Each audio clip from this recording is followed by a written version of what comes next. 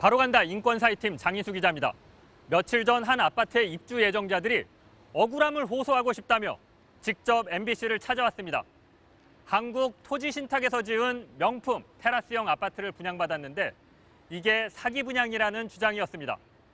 한때 공기업이었던 한국토지신탁이 정말 계약자들을 속였을까요? 현장으로 바로 가보겠습니다.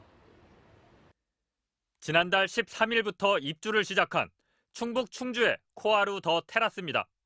시행사는 한국토지신탁. 시행사가 일단 한국토지신탁이에요.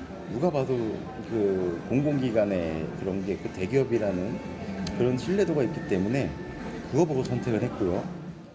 테라스로 올라가 난간대를 흔들자 믿기지 않을 정도로 심하게 흔들립니다. 서로 맞물려 있어야 할 난간대가 빠져 있고 난간 기둥을 고정시켜줘야 할 아래 시멘트는 부서져 있습니다. 계단의 난간은 세게 밀면 아예 부서질 정도입니다. 그냥 행복하게 살려고 계약을 한 건데 안전하지 않은 집에서는 살고 싶지 않거든요. 근데 이 집은 안전하지 않아요. 비가 조금만 내리면 아파트 여기저기서 물방울이 떨어집니다. 심지어 집안의 전기 콘센트와 아파트 배전 시설에도 물이 새고 있습니다. 하자 보수 공사를 했다고 하는 게 이 정도입니다. 어제 비 얼마 오진 않았거든요. 근데 저게 지금 물이 새고 있으니까 어디선가 답답할 따름이죠.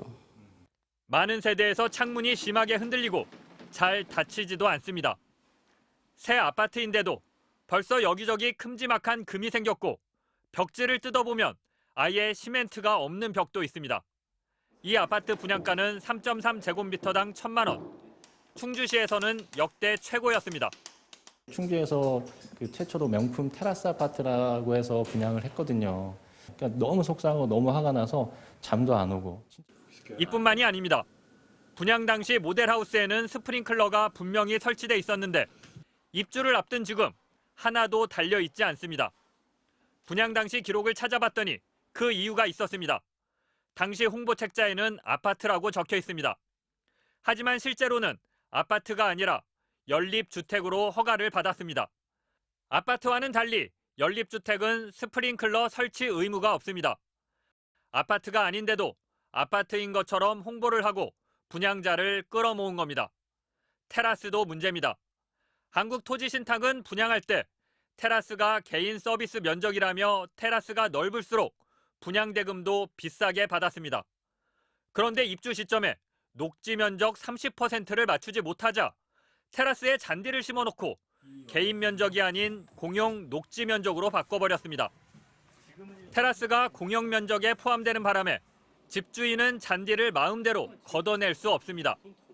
비가 많이 오면 어떨지 보려고 테라스에 물을 뿌려봤습니다.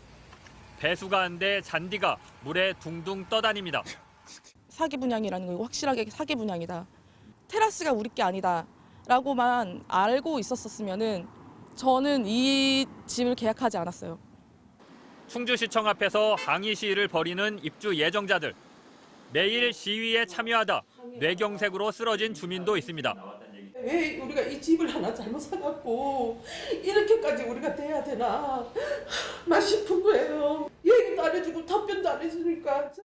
한국토지신탁은 홍보가 일부 과장된 측면은 있지만 계약서상에 테라스가 개인 면적이라고 적시하지 않았기 때문에 큰 문제는 없다는 입장입니다.